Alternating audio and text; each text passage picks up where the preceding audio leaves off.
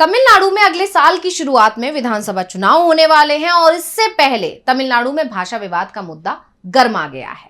BJP की पूरी कोशिश है कि वो हिंदी भाषा को वहां पर थोप सके और इसका विरोध दक्षिण राज्यों में होना शुरू हो गया है। खासकर एमके स्टालिन इसका खुलकर विरोध कर रहे हैं। एमके स्टालिन ने इस मामले को उत्तर और दक्षिण की लड़ाई में बदल दिया है। स्टालिन हो या फिर बीजेपी या फिर तमिलनाडु की दूसरी सियासी पार्टियां, सभी को इस बात का एहसास है कि अगर तमिल भाषा का मुद्दा चुनावों तक बना रहता है तो फिर इसका सबसे ज्यादा फायदा उसी को होगा जो तमिल भाषा के समर्थन में आवाज उठाएगा।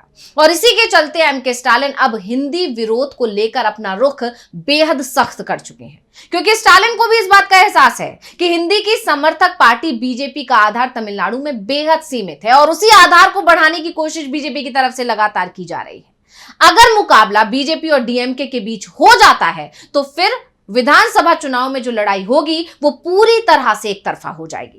ऐसे में एमके स्टालिन पर बीजेपी के जितने तीखे हमले होंगे उतना ही फायदा तमिलनाडु में डीएमके को होगा, क्योंकि बीजेपी को पहले से ही दक्षिण भारत के राज्यों में शक की नजर से देखा जाता है। दक्षिण भारत के जो राज्य हैं उनमें बीजेपी को पसंद नहीं किया जाता। बीजेपी के खिलाफ वहां माहौल है, बीजेपी के खिलाफ वहां पर नाराजगी है। एक तरह से बीजेपी पर दक्षिण को नजरअंदाज करने तक के आरोप लगते रहते हैं। बीजेपी पर आरोप लगते हैं कि वो उत्तर भारतीय संस्कृति को दक्षिण पर थोपना चाहती है। वैसे तमिलनाडु में बीजेपी बहुत ज्यादा मजबूत हालत में नहीं है, लेकिन एमके स्टालिन भाषा विवाद के सहारे अपनी सरकार के खिलाफ जो एंटी इनकम्बेंसी है उसे दबाने की कोशिश कर रहे हैं। यानी अब चुनाव से पहले, यानी जब एक साल का अभी वक्त है वहां पर चुनाव होने में, उससे पहले एमके स्टालिन के हाथ एक बड़ा मुद्दा लग गया है और हिंदी भाषा थोपने का आरोप लगाते हुए बीजेपी पर वो कहीं ना कहीं अपने जो पक्ष में माहौल बनाने की या माहौल को भुनाने की कोशिश में लग गए हैं।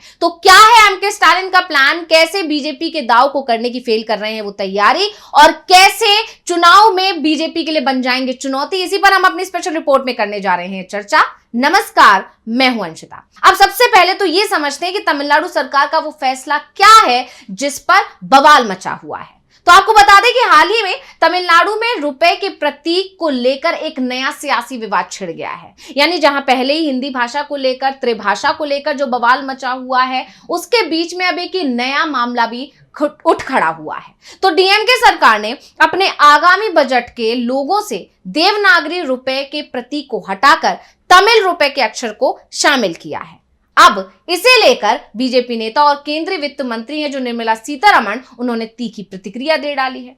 उन्होंने इसे क्षेत्रीय अहंकार और अलगाववादी भावनाओं को बढ़ावा देने का आरोप लगा दिया है। उन्होंने कहा कि जब 2010 में यूपीए सरकार के तहत रुपए प्रतीक को आधिकारिक तौर पर अपनाया गया था, तब डीएमके ने कोई विरोध नहीं किया था। तो इस प्रतीक को डिजाइन करने वाले डी उदया कुमार पूर्व डीएमके विधायक एन धर्मलिंगम के बेटे हैं। इसे हटाकर डीएमके न केवल एक राष्ट्रीय प्रतीक को नकार रही है, बल्कि एक तमिल युवा की रचनात्मकता को भी पूरी तरह से अनदेखा कर रही है। यानी तमिलनाडु सरकार ने जो ऐलान किया है उस पर घेरने की कोशिश बीजेपी के नेताओं की तरफ से, वित्त मंत्री की तरफ से शुरू हो गई और एक बड़ा दांव चला है। दरअसल इस पूरे विवाद की शुरुआत संसद में केंद्रीय मंत्री धर्मेंद्र प्रधान के जो एक बयान है, एक जो टिप्पणी है, उसके बाद शुरू हुई। धर्मेंद्र प्रधान ने टीएम के सांसदों के खिलाफ कथित तौर पर अपमानजनक टिप्पणी कर दी थी, जिसे बाद में रिकॉर्ड से हटा दिया गया। हालांकि उसे रिकॉर्ड से क्यों हटाया गया, इस पर भी गुस्सा है सांसदों के बीच, लेकिन इससे डीएम के सांसदों का गुस्सा शांत नहीं हुआ और ज्यादा बढ़ गया। उन्होंने शिक्षा मंत्री धर्मेंद्र प्रधान के इस्तीफे की मांग शुरू कर दी और इसे लेकर प्रदर्शन भी किया। डीएमके का आरोप है कि केंद्र ने समग्र शिक्षा योजना के तहत तमिलनाडु को 2152 करोड़ रुपए की जो धनराशि दी जानी थी उसको रोक दिया है। यानी एक तरह से अब भेदभाव का आरोप भी लगाया जा रहा है तमिलनाडु सरकार की तरफ से केंद्र सरकार पर। और प्रधान ने पहले कहा था कि जब तक तमिलनाडु राष्ट्रीय शिक्षा नीति यानी कि एनईपी और 3 भाषा फॉर्मूला लागू नहीं करता, ये फंड रोका जाएगा। वहीं दूसरी तरफ मुख्यमंत्री एमके स्टालिन ने बीजेपी पर क्षेत्रीय अहंकार और तमिलनाडु के लोगों को दोयम दर्जे का नागरिक मानने का आरोप लगाया है। ये मामला भाषा, संस्कृति और राष्ट्रीय एकता के बीच तनाव को उजागर करता है।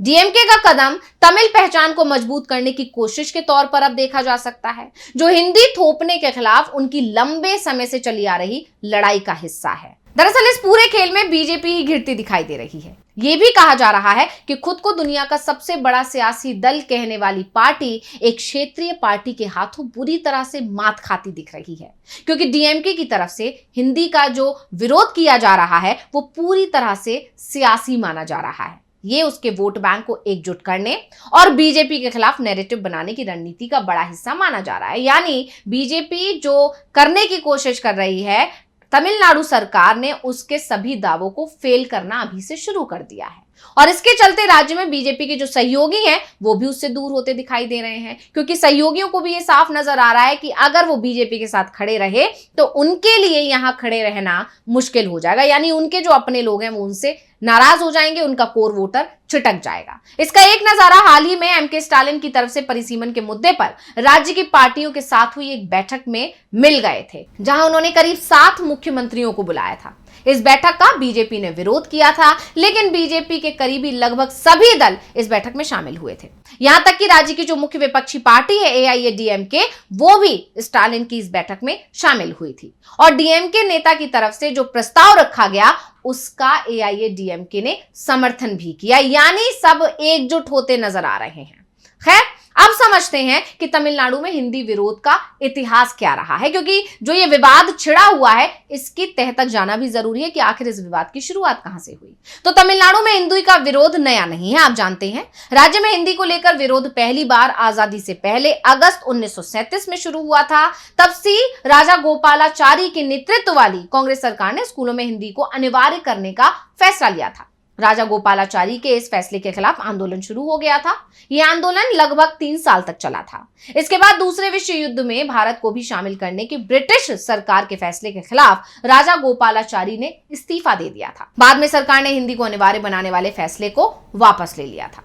आजादी के बाद 1950 में सरकार ने एक और फैसला लिया। यह फैसला स्कूलों में हिंदी को वापस लाने और 15 साल बाद अंग्रेजी को खत्म करने का था। इससे एक बार फिर से हिंदी विरोधी आंदोलन शुरू हो गया। हालांकि बाद में एक समझौते के तहत हिंदी को वैकल्पिक विषय बनाने का फैसला करके विरोध को शांत कराया गया।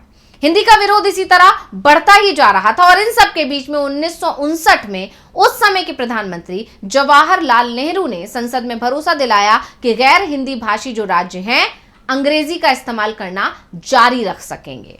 नेहरू के आश्वासन के बाद विरोध तो थम गया, लेकिन 1963 में राजभाषा अधिनियम आने के बाद यह विरोध फिर से होने लगा। जनवरी 1965 में केंद्र सरकार ने एक फैसला लिया। यह फैसला हिंदी को आधिकारिक भाषा बनाने का था। इससे तमिलनाडु में विरोध की ऐसी आग भड़की कि लोगों ने हिंदी बोर्डों को आग लगा दी। तमिलनाडु के सीएम एम अन्नादुरई ने 25 जनवरी 1965 को शोक दिवस के तौर पर मनाने का ऐलान किया। तमिलनाडु के विरोध का असर केंद्र की राजनीति पर दिखा। तब लाल बहादुर शास्त्री की सरकार के 2 मंत्री सी सुब्रमण्यम और ओवी अलागेसन ने इस्तीफा दे दिया। उसके बाद केंद्र सरकार ने प्रतियोगी और सिविल परीक्षाओं में अंग्रेजी भाषा जारी रखने का फैसला लिया। 1967 में तत्कालीन प्रधानमंत्री इंदिरा गांधी ने राजभाषा अधिनियम में संशोधन किया। इस संशोधन से 1959 में जवाहरलाल नेहरू की ओर से दिए गए आश्वासन को और मजबूती मिली, जिसके बाद हिंदी के खिलाफ तमिलनाडु में चल रहा आंदोलन कुछ नरम पड़ गया। और अब जब मोदी सरकार केंद्र की सत्ता में है तो वो एक बार फिर से दक्षिण राज्यों में हिंदी को मजबूत करने की कोशिश में लग गई है। हिंदी को थोपने के उस पर अब आरोप लगने शुरू हो गए हैं और उसी दाव को फेल करने के लिए, क्योंकि इसको लेकर राजनीति के जानकारों का कहना है कि ऐसा करके बीजेपी खुद को दक्षिण राज्यों में मजबूत करने की कोशिश कर रही है। लेकिन तब जो एमके स्टालिन ने जो दाव चला है, जिस तरह से उन्होंने दूसरे दलों को एकजुट करने की कोशिश की है इस मुद्दे के खिलाफ, वो बीजेपी के दाव पर अब भारी पड़ सकता है। तो रिपोर्ट आपको कैसी लगी हमें कमेंट करके अपनी राय जरूर दीजिएगा। इसी के साथ मुझे दीजिए इजाजत। देखते रहिए टीवी लाइव। नमस्कार।